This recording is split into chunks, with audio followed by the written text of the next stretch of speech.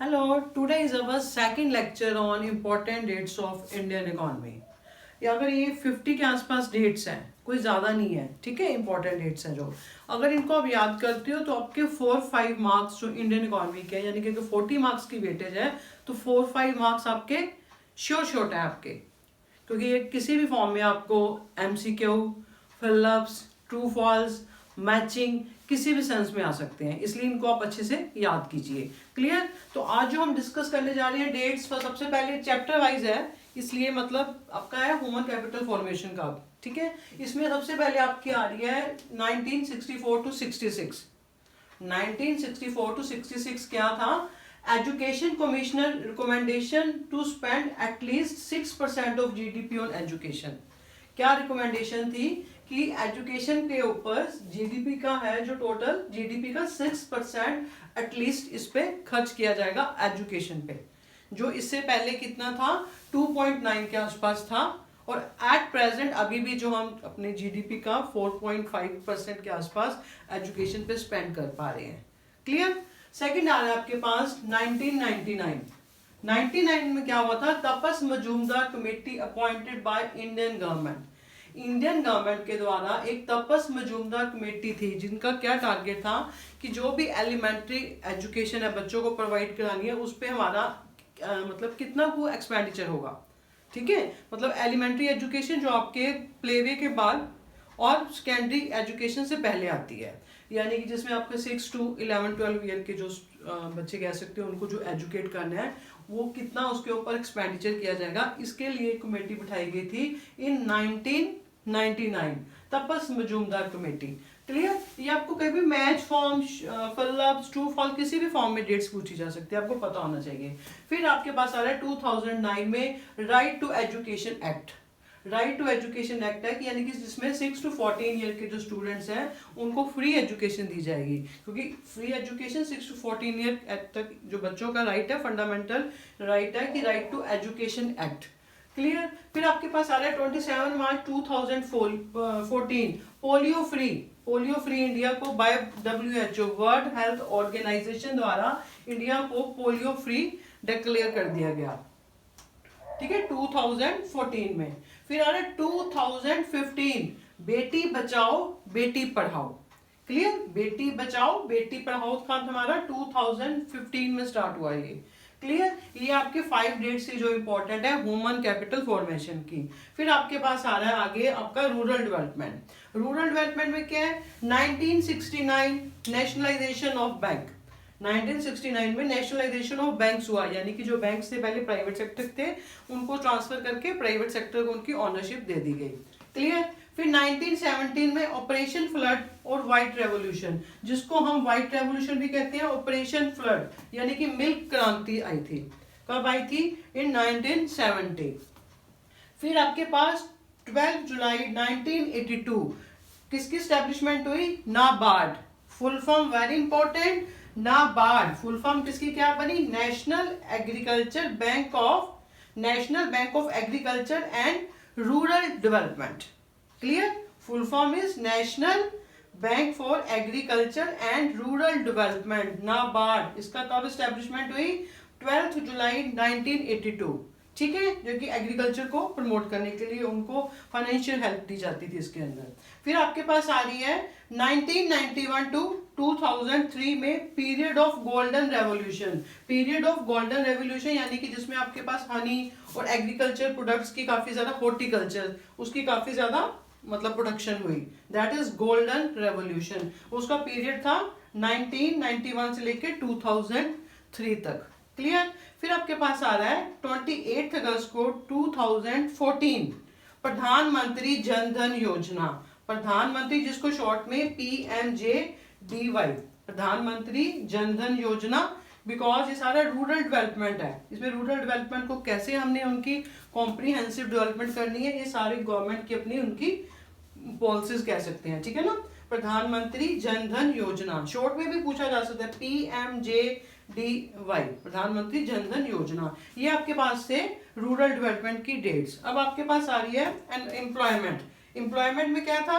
2005 में आपके पास MNREGA, to MNREGA Mahatma Gandhi national rural educational employment guarantee act, ठीक है। 2005 में MNREGA Mahatma Gandhi national rural employment guarantee act, full form आपको याद होनी चाहिए। मनरेगा शॉर्ट फॉर्म में भी देखो पूछ सकता है इसकी फुल फॉर्म, तो ईयर भी दे सकते हैं कब हुई, 2005 में। Full form you can note down, Mahatma Gandhi national rural employment guarantee act, clear, employment generation act, sorry, ठीक है, Mahatma Gandhi national rural employment generation act. फिर आपके पास आ रहा है 16 जुलाई। 16 जुलाई को क्या हुआ था, ये आ रहा है आपके पास PMKVY और स्किल इंडिया। कौन सी योजना बनी, प्रधानमंत्री कौशल विकास योजना, शॉर्ट फॉर्म है, और फुल फॉर्म इसकी क्या बनी, प्रधानमंत्री कौशल विकास योजना और स्किल इंडिया, क्लियर। फिर आपके पास आ रही है एनवायरमेंट एंड सस्टेनेबल डेवलपमेंट्स की आ रही है 1974 में क्या हुआ, CPCB यानी कि control pollution, central pollution control board की स्टैब्लिशमेंट हुई थी। सेंट्रल पोल्यूशन कंट्रोल बोर्ड यानी कि अपने पोल्यूशन को कैसे कंट्रोल करना है उसका सेटअप हुआ था इन 1974, clear, central pollution control board CPCB। फिर 1986 में एनवायरमेंट प्रोटेक्शन एक्ट, एनवायरमेंट को कैसे बचाना है वो आपके पास 1986 में एक एक्ट बना था। और फिर 17 सितंबर 1992, 17 सितंबर, अगर आपको ये लास्ट पॉइंट विजिबल नहीं हो रहा तो यू कैन नोट डाउन, 17 सितंबर 1992 क्या हुआ था, India signed Montreal protocol. Montreal protocol क्या था कि जो हमारे एनवायरनमेंट में ओजोन डिप्लीशन हो रही है कि उसको हमने कैसे बचाना है, कि कैसे हमने अपने एनवायरनमेंट को सेव करना है, सस्टेनेबल डेवलपमेंट कैसे हो सकती है। 17 सितंबर 1992 India signed Montreal protocol, clear. ये आपके पास जो 3 को डेट्स थी एनवायरनमेंट एंड सस्टेनेबल डेवलपमेंट की। 1974 मैं रिपीट कर रही हूँ, 1974 CPCB, ठीक है, सेंट्रल पोल्यूशन कंट्रोल बोर्ड। फिर आ गया आपके पास 1986 एनवायरनमेंट प्रोटेक्शन एक्ट। फिर 17 सितंबर 1992 में इंडिया साइन मॉन्ट्रियल प्रोटोकॉल, ठीक है। ये आपके पास आ गई एनवायरनमेंट की। अब आपका जो लास्ट जो चैप्टर है आपके पास आ रहा है, जो comparative development of experience of India and it's neighbours, उसकी हैं, उसकी काफ़ी सारी हैं। ज़्यादातर जो डेट्स आपकी जो फर्स्ट था Indian economy on the eve of independence की थी और इसकी हैं, बाकी तो सबकी 3-3, 4-4 हैं, टोटल मिला के 50 के आसपास है और 4-5 मार्क्स आपके पक्का है, ठीक है। अब आ गई आपके पास लास्ट चैप्टर की, मतलब जो आपको पता है 15 अगस्त 1947 को इंडिया इंडिपेंडेंस हुआ, ठीक है, और पाकिस्तान की इंडिपेंडेंस एक दिन पहले है, 14 अगस्त 1947 पाकिस्तान की इंडिपेंडेंस है, हमारी 15 अगस्त 1947, क्लियर। फिर आपके पास आ रहा है 1949, क्योंकि जो हम पढ़ रहे हैं इंडिया का चाइना और पाकिस्तान के साथ नेबरिंग कंट्री के साथ जो हमारी एक्सपीरियंस है उसकी स्टडी कर रहे हैं कंपैरेटिव। और चाइना की establishment of people Republic China कब हुआ, 1949, ठीक है। इंडिया पाकिस्तान 1947, एक दिन का गैप है, और चाइना की एस्टेब्लिशमेंट कब हुई, 1949, क्लियर। फिर आपके पास आ रहा है ये 5 years plan. First 5 year plan जो इंडिया में कब स्टार्ट हुई थी, 1951, इंडिया में 1951, चाइना में 1953 और पाकिस्तान में 1956 में पूछा जाता है, ठीक है। चाहे फर्स्ट 5 year इंडिया, चाइना और पाकिस्तान, कंपैरेटिव स्टडी आती है तो उसमें भी आप मेंशन कर सकते हो। फिर आपके पास आ रहे हैं 1958 डेट की क्या इंपॉर्टेंस है, ग्रेट लीप फॉरवर्ड यानी कि GLF, इसकी शॉर्ट फॉर्म क्या है, GLF, ग्रेट लीप फॉरवर्ड, यानी कि हर, मतलब चाइना में क्या था, उसमें हर एक अपनी बैक साइड पे उन्होंने एक वो छोटा सा स्मॉल इंडस्ट्रीज लगानी थी, यही उनकी मतलब उसकी चाइना की प्रोग्रेस का काज था, ग्रेट लीप फॉरवर्ड। फिर 1965 ग्रेट पॉलिटेरियन कल्चरल रेवोल्यूशन थी, 1965 में ग्रेट पॉलिटेरियन कल्चरल रेवोल्यूशन के अकॉर्डिंग जो के चाइना के जो प्रोफेसर या स्टूडेंट्स हैं उनको कंट्री साइड यानी कि वहां से थोड़ा सा दूर रूरल एरिया में एग्रीकल्चर नॉलेज के लिए भेजा जाता था, सेंड किया जाता था लर्निंग के लिए प्रोफेसर्स और स्टूडेंट्स को। 1965 ग्रेट प्रोलिटेरियन कल्चरल रेवोल्यूशन थी चाइना में। फिर आपके पास आ रहा है अर्ली जो 1970s में nationalisation of capital goods industries इन पाक, जो पाकिस्तान की जो इंडस्ट्रीज की उसका nationalisation of capital goods industries इन पाक, क्लियर। फिर 1971 में क्या हुआ, सिविल वार इन ईस्ट पाकिस्तान में हुई थी, जिससे की थी इंडिपेंडेंस ऑफ बांग्लादेश, बांग्लादेश एक आजाद हुआ 1971, ठीक है, मतलब आजाद एक अलग उसको मतलब बन गया, ठीक है। फिर आपके पास आ रहा है रिफॉर्म्ड इंट्रोड्यूस जो हुए, यानी कि जिसको आप न्यू इकोनॉमिक पॉलिसी कहते हो, वो 1991 में थी। इंडिया के 1991 में रिफॉर्म इंट्रोड्यूस हुए। पाकिस्तान में कब हुए, 1988, पाकिस्तान में 1988 है, और चाइना में 1978। थोड़ा सा इसको लिंक बना के याद करोगे ना, क्योंकि इंडिया की तो आपको भूलती नहीं 1991, ठीक है। तो फिर 10 डे उसका 10 का गैप है।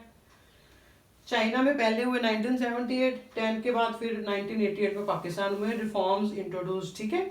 फिर आपके पास आ रहा है चाइना में जो पॉपुलेशन इतनी तेजी से नंबर 1 कंट्री थी चाइना पॉपुलेशन में, एट प्रेजेंट जो चाइना की पॉपुलेशन इंडिया उससे आगे है, इंडिया नंबर 1 पे, चाइना नंबर 2 पे है। चाइना में 1979 को 1 चाइल्ड पॉलिसी थी। चाइना में बढ़ती आबादी के कारण एक पॉलिसी अडॉप्ट की गई, 1 चाइल्ड पॉलिसी, यानी कि हर घर में सिर्फ एक ही बच्चा होगा, वो थी 1979। और फिर 1980 में स्पेशल इकोनॉमिक जोन, जिसकी शॉर्ट फॉर्म है SEZ, special economic zone, foreigner को अपनी चाइना में अट्रैक्ट करने के लिए एक इकोनॉमिक, उसके लिए एक स्पेशल इकोनॉमिक जोन स्टैब्लिश किए गए इन 1980।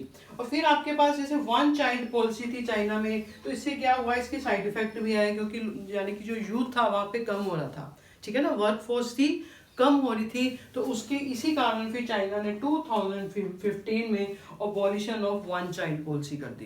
पहले स्ट्रिक्ट थी 1 चाइल्ड पॉलिसी, उसको अबॉलिश कर दिया गया 2015 में, अबॉलिशन ऑफ 1 चाइल्ड पॉलिसी। ये थे आपके पास लास्ट चैप्टर के, यानी कि मेरे कुल मिला के आपके पास जितनी भी डेट्स हैं 50 या 55, इसको आप अच्छे से याद कीजिए। तो नेक्स्ट लेक्चर में मिलते हैं, फिर हम फुल फॉर्म या उसके साथ मतलब कोई शॉर्ट फॉर्म है उसकी फुल फॉर्म की एक्सप्लेनेशन आपको करूँगा मैं। तो पढ़ते रहिए, थोड़े दिन रह गए, ठीक है। All the best.